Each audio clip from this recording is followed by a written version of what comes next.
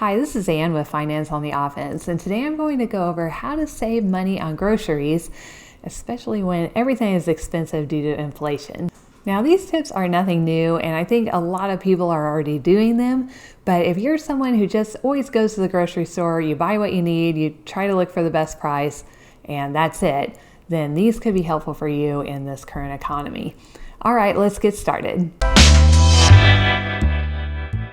Now, the first thing you're going to want to do is check your grocery store flyers.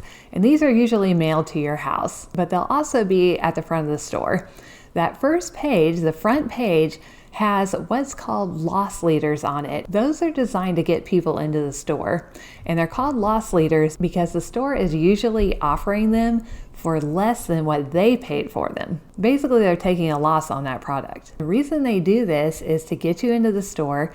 You buy a few of those products, but you also look around and you buy the more expensive products. And this is very effective for them. They wouldn't do it if they weren't making money on it. So if you can, you'll want to stock up on those items that are on the front page, especially if there's something that won't expire soon. So if we're talking canned goods, you're going to want to buy enough canned goods to get you through to the next sale, which might be a few months from now. Second, you're going to want to buy everything that's not a loss leader at a different store like Aldi, Walmart, Trader Joe's, one of the really discount grocery stores. When my husband and I go grocery shopping, we usually go to a few different stores, and luckily enough for us, they're all really close together, or they're on the way to somewhere we go anyway, like the gym. Next, plan your meals in advance, focusing on those loss leader products. So let's say potatoes are on sale. You buy a couple bags of potatoes, and then you focus on potatoes for the next few weeks. Maybe you have, loaded baked potatoes one day, potato soup the next day, and then mashed potatoes as a side for another meal. And this is especially important if you bought a bunch of items that will expire or they'll start to go bad. So you need to use those things up. Another thing you can do is keep a price list. And this will help you to know how much items usually cost. And then when they go on sale, you can stock up then. We usually keep a spreadsheet of our staple items. So this would be like rice, beans, vegetables, chicken, hamburger, and that kind of thing. We have all our prices in there, and then when a big sale comes along and we can't quite remember what a normal price is for that, we can just check this spreadsheet and say, okay, now is the time to buy it. And we usually stock up on it and freeze whatever we can't use right away.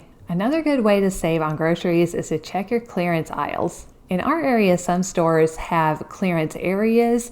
This is usually for things like bread, or some will have different colored prices for clearance items. We usually make an effort to check those areas, and if it's something we can use, we buy a lot of it. Some products that I often see clearanced out are meat, bread, and dairy. With meat and bakery items, you can just put those in the freezer to get them to last a lot longer. Another thing we do is we've signed up for all the rewards programs at all of our local supermarkets. A lot of grocery stores will only give you those nice loss leader prices if you have a rewards account with them. The nice thing is these days, you don't have to carry around those little cards anymore. You can just tell them your phone number and it'll be applied to your account. There are also some great perks like fuel rewards and cheaper products along with that rewards program. Some stores are coming out with subscription services too.